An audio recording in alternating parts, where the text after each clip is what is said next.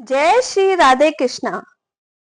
सभी साथियों को सावन मास की हार्दिक शुभकामनाएं। सावन मास धार्मिक आस्थाओं का प्रतीक है, बल्कि यह सांस्कृतिक एकता, पारिवारिक मेल मिलाप और तथा प्रकृति के साथ जुड़ा हुआ प्रतीक है। चाहे वह भगवान शिव की पूजा हो, महाशिवरात्रि का उत्सव हो या फिर मानसून की रिमझिम बारिश, सावन मास का हर दिल में उत्साह और विश्वास की नई उमंग जगाता है। इस प्रकार सावन मास में अपने अत्यंत पवित्र अनुष्ठानों, आध्यात्मिक माहौल और सांस्कृतिक त्योहारों के लिए बेहद महत्वपूर्ण माना जाता है। शास्त्रों में यह भी कहा जाता है कि जो भक्त सावन की कथा श्रद्धा से सुनता या कहता है, उसे वही फल प्राप्त होता है, पाठ करने से मिलता है। प्रिय दोस्तों, कथा को अंत तक अवश्य देखिएगा, क्योंकि कौन जाने यही सावन मास की कथा आपके जीवन की दशा और दिशा दोनों ही बदल दे। और हाँ, वीडियो के अंत में सावन मास की महत्वपूर्ण संदेश दिया गया है, तो कृपया इसको सुनकर जरूर जाइएगा। भगवान शिव की कृपा का पात्र बनने के लिए हमारे कमेंट बॉक्स में हर हर महादेव जरूर लिखिएगा। तो चलिए दोस्तों, कथा आरंभ करते हैं। यह दिव्य कथा बहुत समय पहले की बात है। एक छोटे से गांव में, जहां मिट्टी की सौंधी खुशबू और सावन की रिमझिम बारिश हर साल दस्तक देती थी, एक बूढ़ी माँ रहती थी।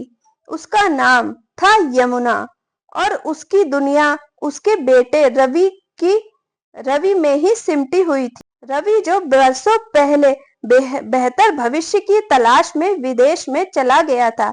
हर साल सावन के महीने में यमुना अपने बेटे को पत्र लिखती थी। उन पत्रों में गांव की मिट्टी की खुशबू होती थी, बारिश की बूंदों का संगीत होता था और तीज त्योहारों की उमंग होती थी। यह लिखती थी कि कैसे गांव की औरतें मेहंदी लगाती हैं, कैसे लड़कियां झूले झूलती हैं और कैसे पूरा गांव मिलकर व्रत उपवास करता है। रवि बेटा, वह लिखती, यहाँ सब ठीक है, बारिश खूब हो रही है, फसलें लहला रही हैं, गांव में सब तुम्हारी बातें करते हैं, मेरी भौजी तेरी पसंदीदा घेवर बनाती है। लेकिन रवि कभी जवाब नहीं देता। यमुना जानती थी कि रवि व्यस्त है। वह एक बड़े शहर में रहता है, जहां जिंदगी की भागदौड़ में किसी के पास भी वक्त नहीं होता। फिर भी वह हर साल उसे पत्र लिखती थी। यह उसकी उम्मीद थी कि उसका प्यार था, जो हर साल सावन के महीने में उभर आता था। एक साल सावन आया और चला गया, लेकिन यमुना का पत्र नहीं आया। रवि को कुछ अजीब लगा। उसकी माँ हमेशा उसे पत्र लिखती है, चाहे कुछ भी हो जाए। इस बार क्या हुआ? क्या मेरी माँ ठीक है? उसने अपनी पत्नी शिक से बात की। शिक ने कहा, तुम्हें एक बार गांव में जाकर देखना चाहिए। मुझे लगता है कि माँ ठीक नहीं है। रवि ने पहले कभी गांव जाने के बारे में सोचा भी नहीं था। वह अपनी जिंदगी में इतना व्यस्त था कि उसे अपनी माँ की याद कभी नहीं आती थी। लेकिन इस बार उसे लगा कि उसे जाना चाहिए। उसने अपनी टिकट बुक करवाई और गांव के लिए रवाना हो गया। गांव पहुंचकर रवि सीधा अपनी माँ के घर पर गया। घर पर ताला लगा हुआ था। उसने पड़ोसियों से पूछा, मेरी माँ कहाँ है? पड़ोसियों ने उसे बताया कि यमुना कुछ दिनों पहले बीमार हो गई थी और उससे अस्पताल में भर्ती करवाया गया है। रवि तुरंत अस्पताल गया। वहां उसने अपनी माँ को एक छोटे से अंधेरे कमरे में लेटे हुए पाया। वह बहुत कमजोर लग रही थी। रवि ने कहा, माँ, मैं आ गया हूँ। यमुना ने अपनी आंखें खोली और अपने बेटे को देखा। उसकी आंखों में आंसू आ गए। रवि, उसने धीरे से कहा, तू आ गया बेटा? रवि कहता है, हाँ माँ, मैं आ गया। तुम कैसी हो? मैं ठीक हूँ, यमुना ने कहा। बस थोड़ी कमजोरी है। रवि ने अपनी माँ का हाथ पकड़ा। उसका हाथ बहुत ठंडा था। माँ, तुमने मुझे बताया क्यों नहीं कि तुम्हारी तबीयत खराब है, तुम बीमार हो? रवि ने यह पूछा अपनी माँ से। तो माँ कहती है, बेटा, मैं तुम्हें परेशान नहीं करना चाहता था। मुझे पता है कि तू कितना व्यस्त रहता है। रवि ने अपनी माँ को गले लगाया। माँ, तुम मेरी माँ हो। तुम हमेशा मेरी पहली प्राथमिकता रहोगी। यमुना मुस्कुराती हुई। मुझे पता है बेटा, उसकी माँ ने कहा। रवि ने अपनी माँ की देखभाल की। उसने उसे खाना खिलाया, उसे दवाइयां दी और उसे कहानियां सुनाई। धीरे धीरे यमुना ठीक होने लगी। एक दिन यमुना ने रवि से कहा, मुझे घर ले जा बेटा, मुझे घर जाना है। रवि ने कहा, अभी नहीं माँ, अभी तुम और आराम करो, तुम्हें आराम की जरूरत है। यमुना कहती है, नहीं बेटा, मुझे अपने घर जाना है, मैं अपने घर पर ही मरना चाहती हूँ। रवि जानता था कि वह अपनी माँ को मना नहीं कर सकता। उसने उसे घर ले जाने का इंतजाम कर दिया। घर पहुंचकर यमुना अपने बिस्तर पर लेट गई। उसने रवि को अपने पास बुलाया। रवि से कहा, मुझे माफ कर दे कि मैं तुझे कभी समझ नहीं पाई। मैं हमेशा तुझे गांव वापस बुलाना चाहती थी, लेकिन जानती थी कि तू वहां तू यहाँ खुश नहीं रहेगा। रवि ने कहा, माँ, तुमने हमेशा मेरा भला ही चाहा है, मुझे तुमसे कोई शिकायत नहीं है।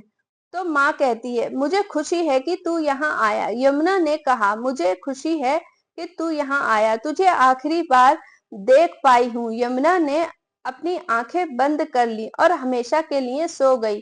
रवि अपनी माँ की मौत से टूट गया। उसे बहुत पछतावा हुआ कि उसने अपनी माँ के साथ इतना वक्त भी नहीं बिताया। उसे बहुत पछतावा हुआ। उसने कभी उसके पत्रों का जवाब नहीं दिया। उसने अपनी माँ का अंतिम संस्कार किया और गांव में ही रहने का फैसला किया। उसने अपनी माँ के घर को फिर से बनवाया और वहां रहने लगा। हर साल की तरह उस साल भी सावन आया। बादल घिरे। हवाओं में वही सौंधी सौंधी सी मिट्टी की खुशबू आ रही थी, लेकिन यमुना नहीं थी। रवि आंगन में बैठा माँ की पुरानी संदूक को निहारता रहा। वह वही संदूक था जिसमें माँ अपनी सारी चिट्ठियां, तस्वीरें और यादें संभाल कर रखा करती थी। धीरे धीरे उसने ढक्कन खोला। लकड़ी की खुशबू माँ की यादों के साथ बाहर निकल आई। उसने माँ की आखिरी चिट्ठी निकाली, वही जो शायद कभी भेजी ही नहीं गई। उसमें लिखा था, रवि बेटा, अगर तू इस बार भी जवाब नहीं देगा तो कोई बात नहीं। मैंने अब मान लिया है कि तू मेरी यादों में ही बसता है, लेकिन सावन बिना तुझे कहे कैसे कैसे बीत जाए, इसलिए लिख रही हूँ। माँ। रवि की आंखों में आंसू टपक पड़े। माँ, क्यों नहीं बताया कि तुम इतनी अकेली हो? उसने जैसे अपनी माँ से ही कहा, सुन रही हो ना माँ? शिख उसके पास आकर बैठ गई। रवि, उसने धीरे से कहा, तुम्हें अपनी माँ से बातें करते हुए देखकर लगता है जैसे वो अभी भी यही है। रवि ने सिर हिलाया। शिख, मुझे लगता है कि अब यहाँ की हर एक चीज में माँ बसी हुई है। वह अपनी पत्नी से कहता, इस घर की दीवारों में और तुलसी के चोर में, उस रसोई में जहां से कभी घेवर की खुशबू आती थी।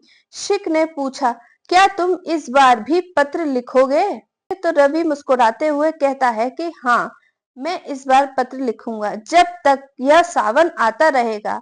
रात रात को रवि ने कागज उठाया और लिखना शुरू किया। प्रिय माँ, आज सावन की पहली बारिश हुई है। आंगन आंगन की मिट्टी से वही सौंधी सौंधी महक आ रही है, हमेशा की तरह। चिट्ठियों में समाई होती है। याद याद है माँ, आप कैसे लिखती थी? फसलें लहरा रही हैं, लड़कियां झूले डाल रही हैं और अब वही झूले परी ने लगाए हैं। आपको आपकी पोती, उसने पूछा। पापा, क्या दादी आज झूला झूल रही होंगी? क्या जवाब देता? माँ बस इतना कहा, हाँ बेटा, वो अब बादलों में झूलती होगी, वहां जहां से हर साल सावन आता है। रवि ने चिट्ठी की तय बनाई और उसको संदूक के ऊपर रख आया।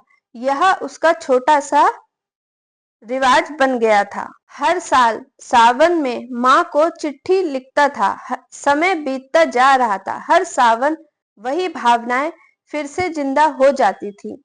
रवि अब गांव का स्कूल चलाता था। माँ के सपने की तरह वह बच्चों को सिखाता था, पढ़ाता था और कभी-कभी उन्हें चिट्ठियां पढ़कर सुनाता था। एक बार एक बच्ची ने पूछा, सर, क्या मरी हुई माँ भी चिट्ठी भेज सकती है? रवि कुछ पल चुप रहा, फिर मुस्कुराते हुए बोला, जरूर भेज सकती है। अगर तुम्हें वह प्यार करती है तो वह चिट्ठी हवा के साथ ऊपर पहुंच जाती है। उस दिन बच्चों ने भी अपनी माँ को चिट्ठियां लिखी। हवा में कागज की फरफराहट थी, जैसे माँ ने सारी चिट्ठियों की ससराहट लौट आई हो। एक शाम जब बादल फिर गहराए थे और बारिश की बूंदें टिन-टिन की छत पर टप-टप कर रही थी, रवि खिड़की के पास बैठा। वह अपनी माँ की तस्वीर देख रहा था, वही पुरानी सी फ्रेम में जरा जरी हुई तस्वीर जिसमें माँ मुस्कुरा रही थी। उसने धीमे से कहा, माँ, मैंने वो सब तो नहीं किया जो आप चाहती थी, लेकिन जो कुछ किया उसमें आप ही नहीं थी। आपने मुझे सिखा दिया कि यादें कभी मरती नहीं हैं, वो तो बस शक्ल बदल लेती हैं। तभी परी उसके पास आई, हाथ में रंगीन कागज और पेंसिल लिए। पापा, क्या मैं भी दादी को चिट्ठी लिख सकती हूँ? रवि की आंखें फिर से भर आईं। जरूर बेटा, उसने कहा, लेकिन याद रखना, चिट्ठी में झूठ नहीं लिखते हैं। मैं तो बस यही लिखूंगी, दादी, मैं आपको बहुत प्यार करती हूँ और अगली बार जब बारिश हो झूला झूलने आना। रवि हंस पड़ा और रो पड़ा। वक्त बीतता गया। अब रवि बूढ़ा हो चला है, बाल सफेद हो गए हैं, चाल धीमी, लेकिन हर सावन में वही रिवाज जारी रहा। एक दिन बहुत तेज बारिश हो रही थी। हवा में हल्की ठंड थी, आंगन में पानी जमा हो चुका था और तुलसी का पौधा धीरे धीरे झुकने लगा था। रवि ने आखिरी चिट्ठी लिखी, माँ, अब की बार लगता है कि मैं भी थक गया हूँ। शरीर कहता अब सफर लंबा नहीं है, लेकिन दिल की बस आपके पास लौटना चाहता है। क्या मैं आ सकता हूँ माँ? क्या उस आंगन में जहाँ आप झूला झूलती हैं मुझे भी थोड़ी सी जगह मिलेगी? अगर हाँ, तो इस बार जब बादल गरजे समझ लेना आपका बेटा लौट आया है। रवि अगले दिन गांव में खबर फैल गई, रवि बाबू नहीं रहे। सबने देखा, उनकी उनकी चिट्ठी अभी भी उनके हाथ में ही थी। आंखें बंद थी, लेकिन चेहरे पर वही शांति थी जो कभी यमुना माँ के चेहरे पर हुआ करती थी। शिक और परी ने रवि का वही अंतिम संस्कार किया जैसे माँ चाहती थी। तुलसी के नीचे जहाँ यमुना माँ की राख बहाई गई थी, वहीं पर रवि भी था। सालों बाद सावन फिर से आया। परी अब बड़ी हो चुकी थी, माँ बन चुकी थी।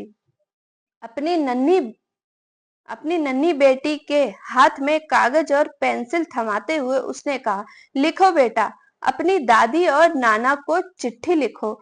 वह जवाब नहीं देंगे, पर उनकी चुप्पी में भी बहुत कुछ होगा। बिटिया बिटिया ने पूछा, क्या वो हमें देख सकते हैं मम्मी? परी ने आसमान की ओर देखा। उसने कहा, हाँ, और जब बारिश होती है तो समझ लेना कि वह हमें गले लगाने आए हैं। और फिर हर साल सावन आता, हर साल एक चिट्ठी लिखी जाती, हर साल हवा कुछ कह जाती, माँ हूँ, मैं कभी दूर नहीं होती। साथियों, इस वीडियो के साथ सावन की पावन कथा का समापन होता है। तो आइए, यह पवित्र कथा हमें क्या संदेश देना चाहती है। माँ, मैं आ गया, यह शब्द उस बेटे के थे जिसने बरसों तक अपनी माँ के पत्रों का कोई भी जवाब नहीं दिया, लेकिन जब जवाब देना चाहा तो बहुत देर हो चुकी थी, उसकी माँ ही नहीं थी। यह कथा सिर्फ एक माँ और बेटे की नहीं है, यह उन तमाम रिश्तों की कथा है जिन्हें हम समय के साथ पीछे छोड़ देते हैं। यह कथा दर्शाती है कि प्यार कभी खत्म नहीं होता और ना माँ बेटे का प्यार, बस कभी कभी वह साइलेंट मोड पर चला जाता है। तो दोस्तों, अगर आपको हमारी यह वीडियो पसंद आई है तो एक लाइक और एक प्यारा सा कमेंट जरूर करिएगा। आपका कमेंट हमारे लिए बहुत महत्वपूर्ण होता है, हमें सनातन धर्म को आगे ले जाने के लिए प्रेरित करता है। तो मिलते हैं इसी तरह की एक और नई जानकारी के साथ। तब तक के लिए जय श्री कृष्ण, राधे राधे, ओम नमः शिवाय, जय माता पार्वती।